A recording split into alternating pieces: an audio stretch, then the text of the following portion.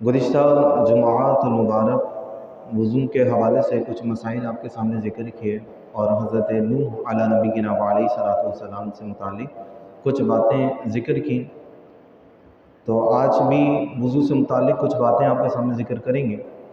और हज़रत नूह अला नबीना व अलैहिस्सलाम के हवाले से ही आपके सामने बयान करेंगे। सूरह कमर का हमने आगाज़ किया था, उसमें नबी पाक अलैहिस्सलातु वस्सलाम के अज़ीम मोजज़े का ज़िक्र था, लेकिन कुफ़ार ईमान ना लाए। उसकी वजह अल्लाह रब्बुल इज़्ज़त ने उनका शैतान की पैरवी करना बयान किया और उनके इस हठ धर्मी को और उस बुरी बात को, बुरी आदत को अल्लाह रब्बुल इज़्ज़त ने ज़िक्र किया और कुफ़ार मक्का की हिदायत और नबी पाक अलैहिस्सलातु वस्सलाम की तस्कीन के लिए, आपके क़ल्ब के करार के लिए अंबिया अलैहिस्सलाम के वाक़यात का अल्लाह रब्बुल इज़्ज़त ज़िक्र फरमा रहा है। उसमें सबसे पहला जो वाक़या अल्लाह रब्बुल इज़्ज़त ने ज़िक्र किया वो कौम नूह का है। अल्लाह रब्बुल इज़्ज़त ने हज़रत नूह अला नबीना व अलैहिस्सलाम के साथ उनकी कौम की जानिब से किए गए मज़ालिम और वाक़यात का ज़िक्र फरमाया। इंशाअल्लाह इसको बयान करेंगे। वज़ू से मुतालिक आपके सामने कुछ बातें ज़िक्र की थी। चेहरे की तारीफ़ आपके सामने ज़िक्र की कि चेहरा किसे कहते हैं, तो जहाँ से आदतन बाल उगते हैं वहाँ से लेकर थोड़ी के नीचे तक और एक कान की लो से दूसरे कान की लो तक ये चेहरा है। थोड़ी के नीचे से मुराद क्या है वो भी आपके सामने बयान किया कि हमारे नीचे के दांत जहाँ जमते हैं तो ये थोड़ी का निचला हिस्सा कहलाता है। तो थोड़ी से नीचे से मुराद जहाँ हमारे दांतों की जड़ें हैं यहाँ तक मुकम्मल चेहरा है और वज़ू में इसी का धोना फ़र्ज़ है। फिर आपके सामने बयान किया कि अब इस हिस्से पर बाज़ औक़ात बाल आ जाते हैं, जैसे भवें हैं, मूँछें हैं या दाढ़ी है। तो आपके सामने ज़िक्र किया कि फिर इसमें देखा जाता है कि जिन हिस्सों पर ऐसे बाल हैं,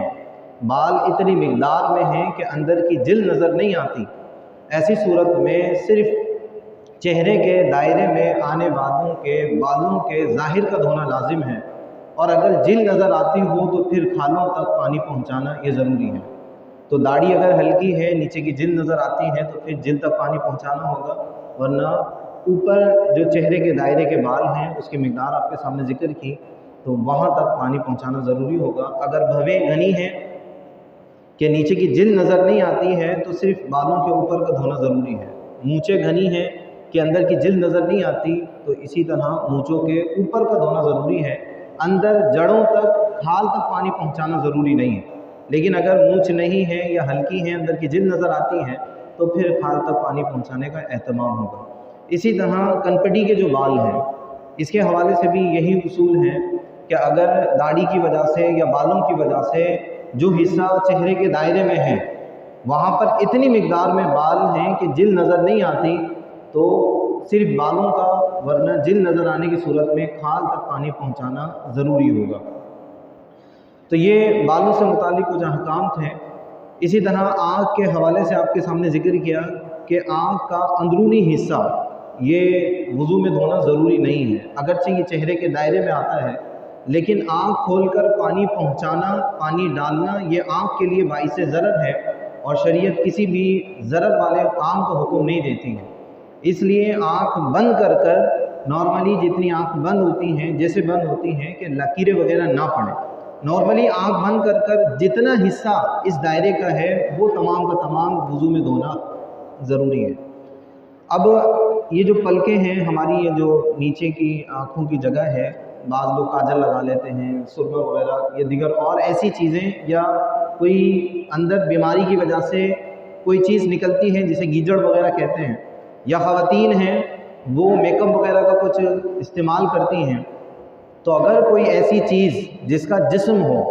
ऐसी चीज़ जिसके आँखों में लगने की वजह से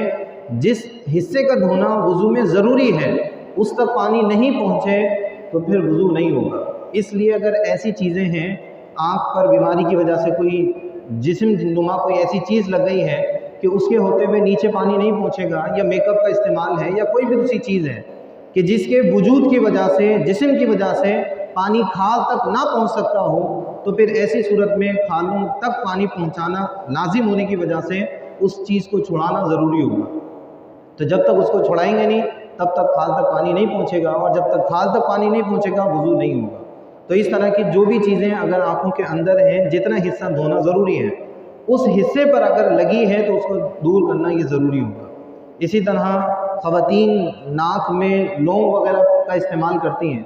تو اگر ناک کے سوراخ کا حصہ کھلا ہے، بند نہیں ہے، اگر بند ہے تو پھر اندر تک تو پانی پہنچانا ضروری ہے ہی نہیں، کیونکہ ہو ہی نہیں سکتا ہے۔ اگر ناک کی نت وغیرہ کے لیے ناک کا سوراخ ابھی قائم ہے، اگر اس میں کوئی چیز پہنی ہے، لونگ وغیرہ پہنی ہے، تو اگر وہ ایسی کشادہ ہے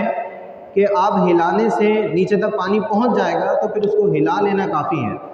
یا اگر کچھ نہیں پہنا ہوا اور سوراخ ایسا ہے کہ نیچے پانی پہنچ جائے گا تو بھی کافی ہے۔ لیکن اگر کوئی لونگ وغیرہ کوئی ایسی چیز پہنی ہے کہ جو ٹائٹ ہے کہ اس کے ہلانے سے بھی نیچے تک پانی نہیں پہنچے گا، تو ایسی صورت میں پھر اس کو اتارنا ضروری ہوگا، کیونکہ جو حصہ کھلا ہے اس تک پانی پہنچانا ضروری ہوگا۔